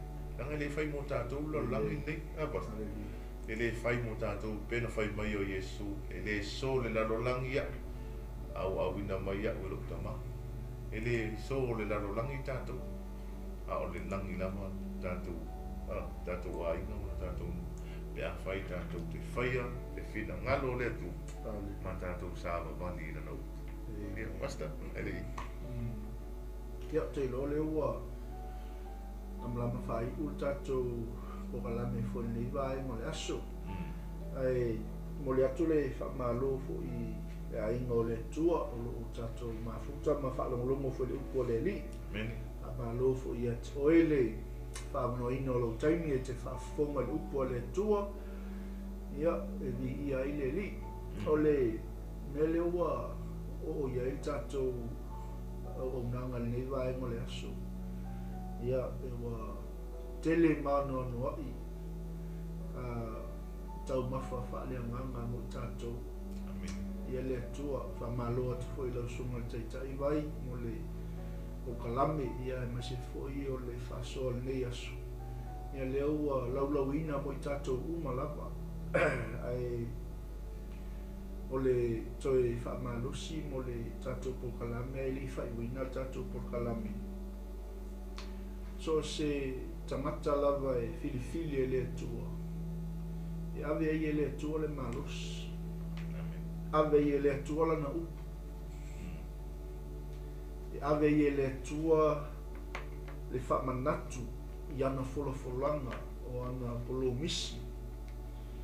Tātou uma ua filifili e le li. E iai folafolanga le atua i te oi. E iai polo misi le atua i te oi. E lei whaatau uina. Au i tātou o tangata ua filifilia e le atua. A o langa a wina i tātou e le atua. Kako ke le feio. E le feio tātou. E le feio tangata ua filifilia e le atua. E peio tangata o kitiona. E peio le tangata o kitiona sa ia manatu whaatau waa ia te ia. Sa leiloa lona TAUA. So aola te me awina i tātou e le atua. E le feio i tātou. Ia kei peia o lesi kako po kalame le kako whaasoa i aliwai. When God promise, po whea kako ke o e pipi i a wholafolanga le atua. Peke whaale kong, peke se lau pasenge, e pipi i a le wholafolanga le atua i a te oi. Amen. Peke fast food pasenge ngei, se lau pasenge kai au. God never fails. Amen. When God promised, if I tell nuku e le atua. Amen. Me foi la le whakanga mea ngai whau i o e le atua. I o e ingu se ipu o onga, a whai o i savali ko kongo le afi. Pastai e. A whai ngake ma lemo ne kaimi whakanga. Ai sea, le anga o le process le ngā le atua. Amen. A o le mea tāua, awane ngalo ia te tātou Samoa. Ua uma o na fola mai e le atua. Ua uma o na polo misi mai e le atua i a te oi. Lana fola mai i a te oi. Pewa i le au o isara elu i tutono o kanana le ua oki pai e isara elu lau ele o wha manu i anga. Ai le makua i au sulu solo. Makua i pepe solo i a lau isara elu le whainga lau mitiana. Ai sea. Langa o le whainga lea o sa walinga le kako kei ai. Kako kei inu i whaamanu ianga le atua. Kako e whaawa ai tātou e le atua i ona wawenga. Ai ale kaimi e kako ke whaangalo ai le atua. Ai ale kaimi kako ke te tee ai le whina ngalo le atua. A wa whai ale mea kako ke loko ai. Wa whai alo tātou poto ma lo tātou watamai. Mana tua. So se tangata e filfilia ma awina e le atua. E AVEA i e le atua e lo so malos. Amen. E lo so tātou malos. AVEA i e le atua lana upu. Amen. E le o tātou upu. AVEA i e le atua lea. Le ata mai ma le poto wha le atua. AVEA i e le atua lea lofa whatama. Wha foe e ilo na savalima. Alleluia. I ia leli. When God promised, I will be with you. You will strike down all the Midianites together. Where are you? La kau ko mumu kas kamo ki kionga a. E tōtala la fionga le tua le. Momoko ni to mo lua fitunga e lua iwa le maule o masangi ka kua. But God chose the foolish things of the world to shame the wise. God chose the weak things of the world to shame the strong. He chose the lowly things of this world and the despised things and the things that are not, to nullify the things that are, so that no one may boast before him. Ia o tau mana tu natu ilo o tau wala awina. Wani ingalo ia te oilo wala awina. Le ausoi, e le to o tele o e popoto e tusa ma le manatu o le nila o langi. E le to o tele fai pule, e le to o tele ali. Ai peitai wa filfilia e le tua mea valea le lalangi. Ina ia Faamasino e popoto, ma mea vai e le lalangi. Ua filfilia ia e le tua e Faamasino ai mea malulosi. Ua filfilia e le tua mea mawalalu. Ma le whaatauwaa i lalangi, e o i mea e le ai. Ina ia lafo tuina mea o iai. Ina nei mita se tangata e to tasi luma o le atua. Wafua mai a te ia lo o tō wola ia ke riso Yesu, o le utu ina mai e le atua e whai mo tātou poto. O lo tātou a mi o tonu ia, o le u whapa ia ina mai, o lo tātou tongi ola fo ia. Ina ia whaapei o na tūsia, o le mita, ia mita o ia i le li. Amene. Hallelujah. E wa ile ia. Whaiwa e manguia, a whaiwa wa kako manguia i le wala aua le atua, whaiwa si itia lo tūlanga i lau ngā luenga, a whaiwa si itia lo tūlanga i lo wala awina, whaiwa si itia lo tūlanga i le wala aua le atua ia ke oi. Whao ngā kako, ngā fili i tātou e le atua, ngā wala awina i tātou e le atua. Ai sea, i ngā ia Faamasino i mea malolosi. Nga ia Faamasino ai le au popoko i ia le li. Tau i kako mga whaatau wa ai a te tātou. Alleluia. Pewa ai le si, le au wala, le method, le ang whao ngai ki kionga. O, ka se au o, ai umangi ngat konse lau le nga. O, ka se au o le koe fo i mai e wakwe ki kionga e testi le mai. Ia le ingo ka so le alu le ka pinga voi le. Ingo tangata o le ispa moi moi. Ingo tangata le alu le mauti noa. Pola. Ioi. Ina o yo le tuona na teo. Ai ko le hoki mea le. Mi ele li, ai kei loa. Kolu se lau le filfilia e kitiona. Ka ia nga ko fa umakia le o mitiana. Ka ia nga ngo sia le ko ilalu popo isala e. Ka ua ke le la tātou wa. Amen. Tātou o maa tāua. Amen. Ka kongu sa TUULAFOAIINA ka koe ka kuainga. Manatu whaatau wa ata ngata ia te tātou. Pai mo wa lalo le lololangi ia te oi. O oi o le maa tāua. Amen. Ia le li. E wa ile ia ma mai ia le maa. Me ko kia le ngawha ngai ki tiona i ngā ua fili la le au kau. Amen. E leo ka ngaka o mawhoi o le kalesia le kau inga le kaua. E ia le au ka whao. E ia le au ngā rurue le au kau. Me vai e. O le ise mea i le fionga le tua ni ke au whaaliali mai le fō launga ma le savalinga i ka kaunga ko uia i tā.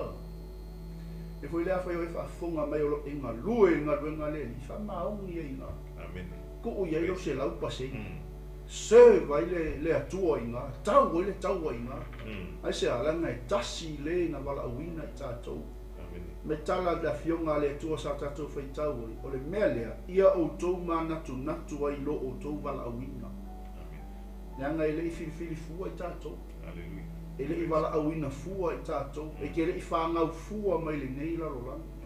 Tātou te le i whananau fua e eiro tātou wha moe mo lo tātou mafuanga.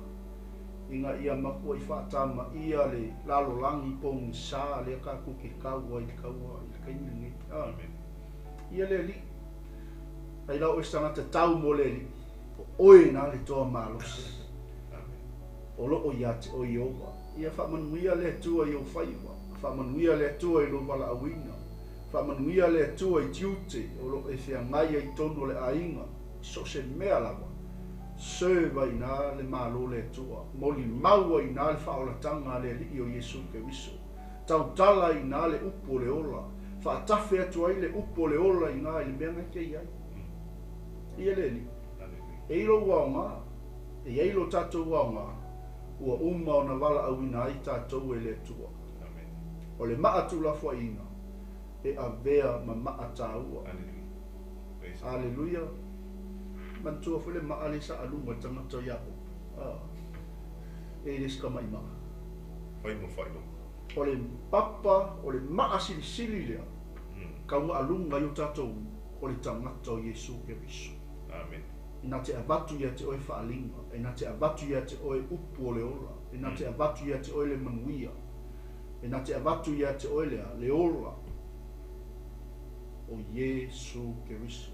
Amen. Ia, paftai sa mua, paftai le ainga o le tua, ia anga le atu le tua ia te oe malu ainga, manuia fo i le whai unga o le lewa yaso, ia mai se foi, o so se whaiva, ma so se tiute, o lo tau whea ngai ai tono a inga mai ka le sia nuku ma le atu nuku ai whaasili sili le maa lo le tua ta la i tala lei wha so o tangata ma ia o tatou pū lea o tatou siusi o manga i le mana o le anganga pa ia o le tua paftai whela usunga vai mo le polkalame ma se foi o le ola o foina mo le li ia o lo tau ia mai le langi lo taimi ma se fo ia fo fa no ina le tai ia wale au nanga i le li fa tai Mene.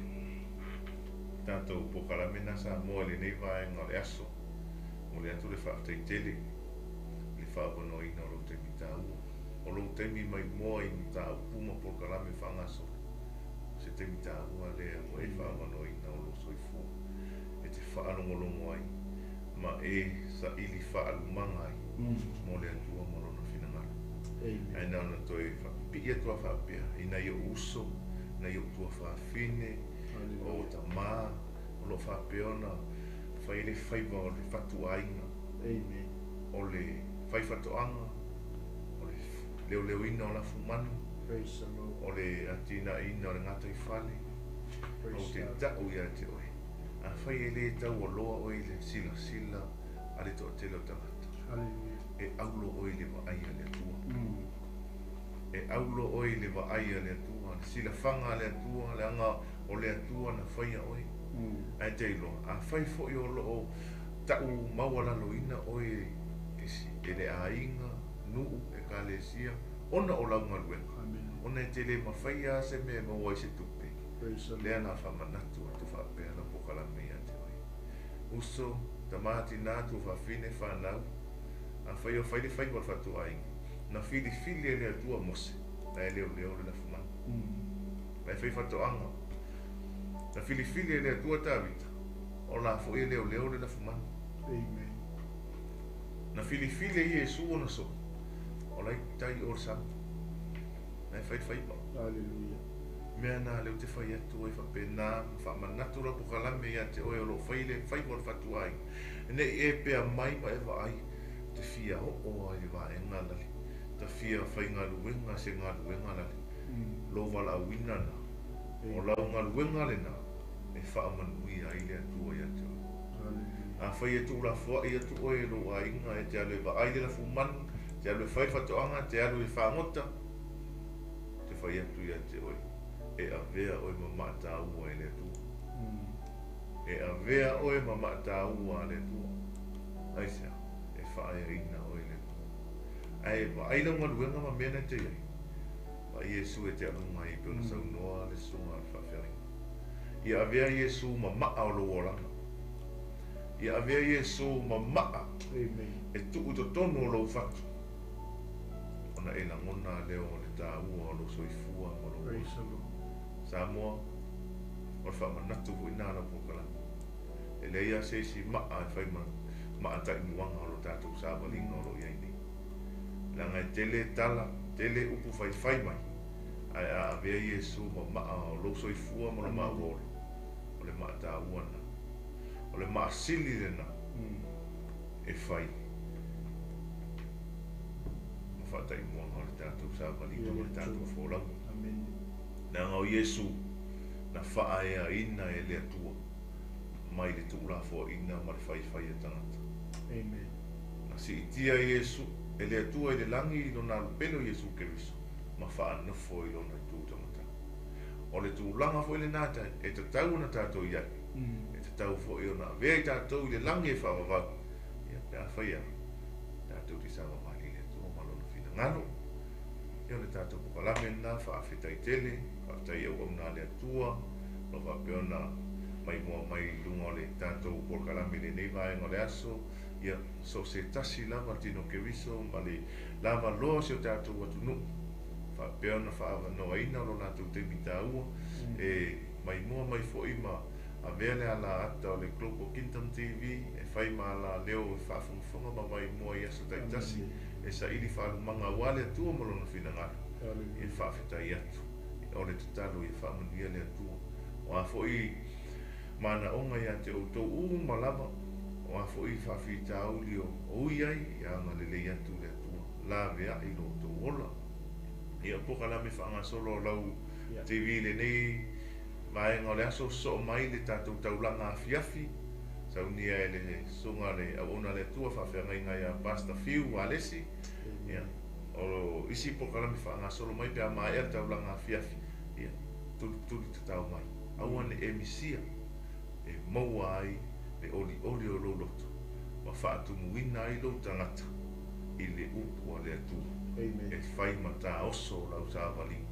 a tātou iai le nei o langa e whaafetai tele mo le atu alo whaanga ala pukalame i lau mai mua whaafonga mai sa mua tātou tatara whaafetai tele le atua whaafetai tamai lu wanga le lei ma lau pule whaasoa le pukalame a lau whanau whaafetai anga pa ia i lau fia mai o e whaatasi mai na e amataina le ua whai wina le i ume umare manuia ta mavi ia matu mau ia te oe le whanetanga ma le vi inga e whawawau a o le whatau maa ia te mau whamanuia sa moa le tua whamanuia le whafonga mai o lo watu o ani mana onga o ani mai o ani whawhita auli o a fwini avenga mamafa o a fwini yamo lo whapiona amuina i lato ta maa le toto Iesu Keriso whaasa o loto i lato whaamalo lo i lato te tāwhea i le mana o toto Iesu Keriso mai lava i o lato tu mua i se ia pa ia lofi o lato vai ia la toto ma la ea bona iwi le atua